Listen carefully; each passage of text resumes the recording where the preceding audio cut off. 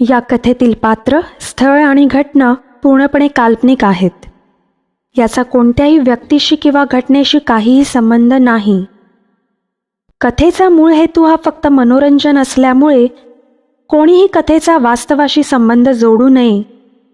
जर एखाद्या व्यक्तीशी किंवा घटनेशी संबंध आला तर तो केवळ योगायोग समजावा.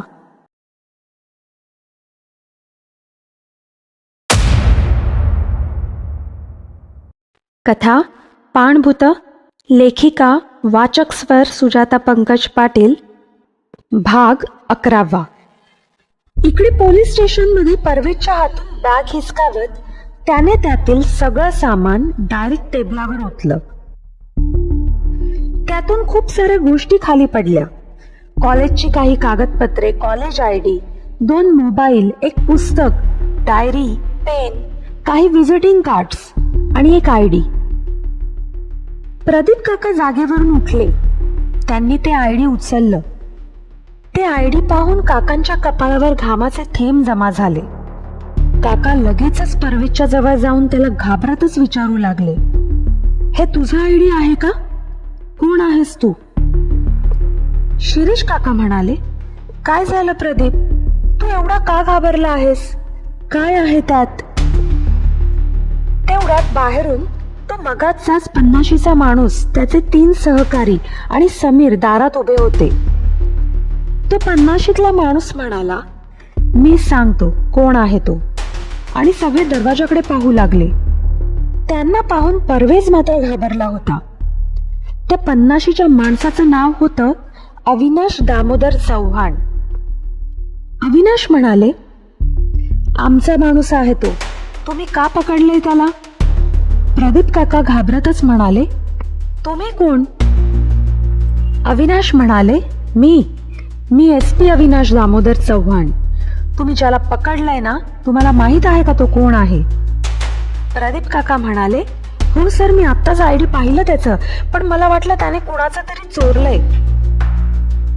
शिरीष काका हे ऐकून बाजूला कोपऱ्यात जाऊन उभे राहिले. मला मात्र एक सुखद धक्का मिळाला होता. समीर सुद्धा माझ्याकडे पाहून हातानेच काय चाललंय असं विचारत होता. परवेज डोक्याला हात लावून बसला होता, कारण त्याला माहित होतं की जेव्हा अविनाश सरांना त्याचं प्रेम प्रकरण समजेल तेव्हा त्याला खूप पडणार आहे. प्रदीप काकांच्या हातातला आयडी खेचत अविनाश सर म्हणाले, बघा काय लिहिलंय, anti narcotics cell Mumbai. Parvez एक अँटी नार्कोटिक्स सेलचा ऑफिसर होता. प्रदीप काकांनी घाबरतच अविनाश सरांना सेल्यूट दिला आणि म्हणाले, सर यांनी आधीच सांगायला पाहिजे होतं. परवेजलाही आठवलं की आपल्यालाही सेल्यूट द्यायला हवा. तसा टेबल बाजूला करत तो जोरात ओरडला, सर, आणि सेल्यूट दिला. त्याच्या आवाजाने शिरीष काका आणि समीर जे अविनाश सरांकडे पाहत होते ते दोघंही दचकले. अविनाश सर परवेजकडे पाहत बाकी सगळ्यांना सांगू लागले, परवेज एका सिक्रेट मिशनवर आहे. आम्हाला समजलं होतं की इथे आसपास कॉलेजमध्ये तसंच गावागावांमध्ये लहान मुलांमध्ये ड्रग्सची विक्री होत आहे. खूप कमी वयात मुलांना ड्रग्सची लत लावली जात आहे. हा गिरोह खूप मोठ्या प्रमाणावर पसरलेला असून गुप्तरित्या आपल्या ड्रग्सचा व्यापार चालवत आहे. आम्ही खूप साऱ्या लोकांना पकडलं, पण हा धंदा समूळ नष्ट करू शकलो नाही. रोज एक नवनवीन चेहरे आम्हाला पाहायला मिळत होते. म्हणून आम्ही आमचा गुप्तहेर कॉलेज आणि शाळांमध्ये लावायचा विचार केला. परवेज आमचा तोच ऑफिसर आहे आणि आम्ही सगळे परवेजकडे आश्चर्याने पाहू लागलो. परवेज मात्र अजूनही गोंधळला होता, कारण पुढल्या क्षणी त्याला ओरडा मिळणार होता. अविनाश सर पुढे विचारू लागले, हा इथे का आहे? तोही गुन्हेगारासारखं त्याला का बसवलंय? प्रदीप काकांनी पुढे होऊन सगळं काही अविनाश सरांना सांगितलं. जसजसं प्रदीप काका सांगत होते तसतसं कधी रागत तर कधी एक भुवई उडवून अविनाश सर परवेजला पाहत होते.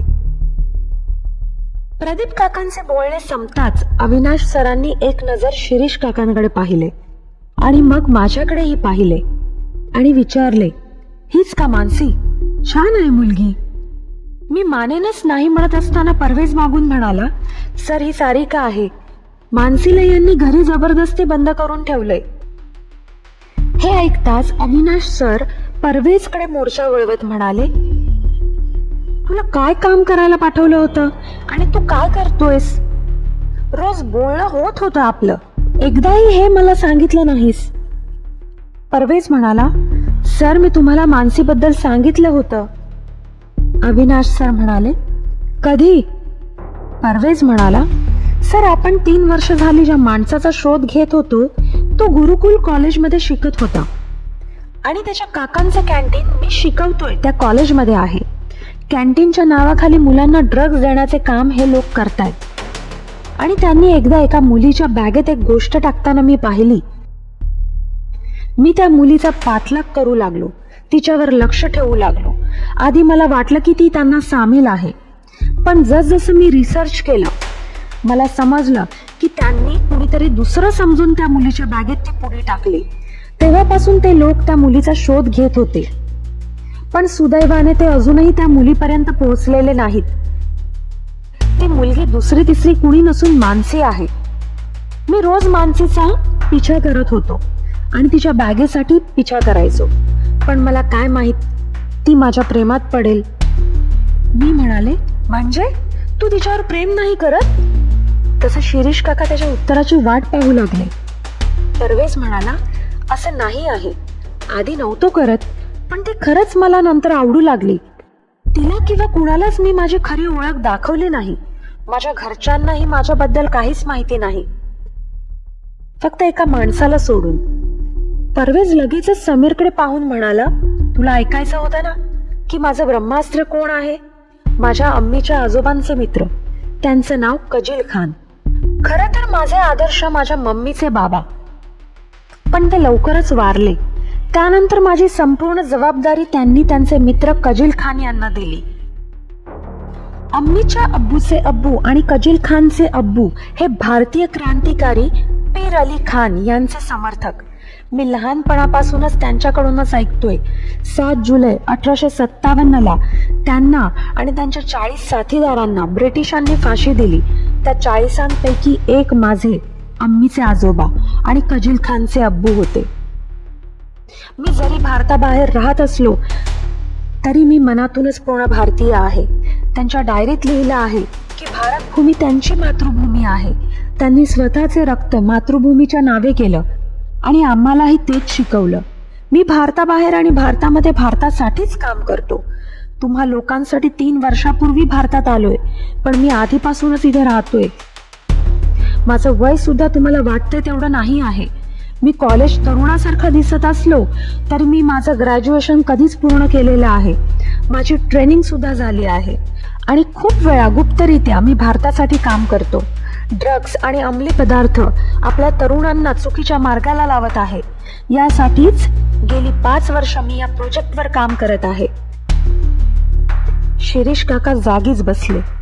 सगळ्यांना हा धक्का पचवणं मुश्किल झालं होतं. अविनाश सर म्हणाले, या रूम मध्ये बोलला गेलेला प्रत्येक शब्द इथेच राहील याची काळजी घ्या. प्रदीप काका क्षणाचा विलंब न करता म्हणाले, येस सर. अविनाश सर म्हणाले, मग नेऊ का माझ्या माणसाला? प्रदीप काकांकडे पाहत त्यांनी विचारलं. प्रदीप काका शिरीष काकांकडे पाहून म्हणाले, शिरीष काका शून्यात गेले होते. अविनाश सर त्यांच्या खांद्यावर हात ठेवत म्हणाले, तुम्हाला लाखात एक जावई मिळेल, बाकी निर्णय तुमचा आहे. असं म्हणत अविनाश सर परवेजला घेऊन गेले. इकडे प्रदीप काका शिरीष काकांजवळ बसत म्हणाले, शिरीष विचार कर. शिरीष काका म्हणाले, त्याचा मोबाईल दे, मी स्वतः त्याला देईन. त्यांचं हे वाक्य ऐकून मात्र माझ्या चेहऱ्यावर आनंद पसरला. शिरीष काका घाईतच बाहेर आले. परवेज आणि त्यांचे सिनियर बोलत असतानाच काकांनी त्याला हाक मारली. परवेज. त्याने वळून पाहिले तर त्यालाही सुख वाटल्यासारखे भाव त्याच्या चेहऱ्यावर पसरले. अविनाश सरांची परवानगी घेऊन तो काकांजवळ आला. काका त्याच्या हातात मोबाईल देत म्हणाले, हा घे तुझा मोबाईल आणि सोबत माझ्या काळजाचा तुकडाही तुला देतोय. त्याचा नीट सांभाळ करशील ना? समीरनेही खुश होऊन डोळ्यात आलेले अश्रू पुसले. परवेज म्हणाला, काका सध्या मानसीला काहीच सांगू नका, मी तिला नंतर सगळं सांगेन. आणि त्याने माझ्याकडे पाहिलं. तिचं मीही मानेनच हो सांगितले. काका म्हणाले, नाही सांगणार. परवेज माझ्याकडे पाहून म्हणाला, सारिका, मी मानसीला जितकं काही सांगितलं ते सगळं खरं आहे. फक्त मी भारतात आल्याची आणि मी काय काम करतो ह्याची गोष्ट तिच्यापासून लपवली आहे. पण मी तिला स्वतः सगळं सांगेन. समीरकडे वळून त्यालाही तो म्हणाला, श्रीलेखा काकूंनाही काहीच सध्या सांगू नकोस. माझं काम अजूनही पूर्ण झालेलं नाही. मला पाहिजे असलेला माणूस मला अजूनही सापडलेला नाही. सगळेजण आपापल्या रस्त्याकडे निघाले. सगळा गुंता आता सुटला होता. मी आणि शिरीष काका घरी आलो होतो. मी धावतच मानसीच्या बेडरूम मध्ये गेले. मानसी डायरीत काहीतरी लिहित बसली होती. परवेजचं नाव लिहित होती. मी तिच्या हातून पेन घेत परवेजच्या नावापुढे तिचं नाव लिहिलं. मी लिहिलं, मिसेस मानसी परवेज खान. तिने गडबडून माझ्याकडे पाहिलं. माझ्या चेहऱ्यावरचं हसू पाहून ती उठली आणि प्रश्नार्थक नजरेनं पाहू लागले. मी तिला लगेच मिठी मारले. तिने मला बाजूला करत विचारलं, तू हे काय लिहिलंस? मी म्हणाले, हे मी तुझं भविष्य लिहिलंय. मानसी म्हणाली, काय? म्हणजे तुला काय म्हणायचं आहे? मी म्हणाले, थोडासा धीर धर, तुलाही समजेल. मानसी म्हणाली, काय झालं सांग तरी, कुठे गेलेलात तुम्ही सगळे? परवेज कुठे आहे आणि बाबा? मी काही बोलणार तितक्यात मागून काका आले. ते म्हणाले, मानसी तुझ्याकडे जितक्या बॅग आहेत काढ सगळ्या. मानसी म्हणाली, काय झालं बाबा? मी म्हणाले, अरे हो मी विसरलेच, डोक्याला हात लावत. मानसी म्हणाली, काय चाललंय तुमचं? कपाटाकडे जात असलेल्या काकांकडे पाहत मानसी म्हणाली. काका एक कपाट खोलून पाहू लागले. तसं मानसी म्हणाली, बाबा इथे कपडे आहेत, बॅग्स दुसऱ्या ठिकाणी आहेत. शिरीष काका म्हणाले, लवकर सगळ्या बॅगा दाखव. मानसी म्हणाली, हो थांबा. आणि मानसीने जवळजवळ 10 बॅग्स काढून समोर ठेवल्या. मानसी ड्रेसवर मॅच बॅग वापरत असे. काका म्हणाले, बस एवढ्याच आहेत ना? मानसी म्हणाली, हो पण झालं काय? काका तिच्याकडे न पाहता एक एक बॅग चेक करू लागले आणि मी सुद्धा प्रत्येक बॅग चेक करू लागले. मानसी नेहमीसारखीच शांत बघत उभी होती. सगळ्या बॅग्स तपासल्या पण एकाही बॅगेत ड्रग्ज सापडले नाहीत. काका पुन्हा पुन्हा विचारत होते की नक्की एवढ्याच बॅग्स आहेत. मानसी काही विचार करून हॉलमध्ये धावत गेली आणि एक मोठी बॅग घेऊन आली. कॉलेजमध्ये जेव्हा जास्त बुक न्यावे लागत त्यावेळेस ती मोठी बॅग घेऊन जाई.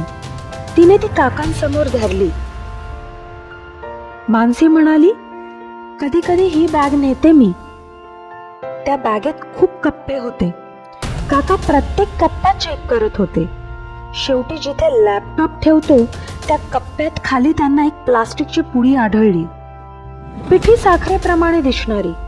आणि काकांच्या चेहऱ्यावर घामाचे थेंब जमा झाले.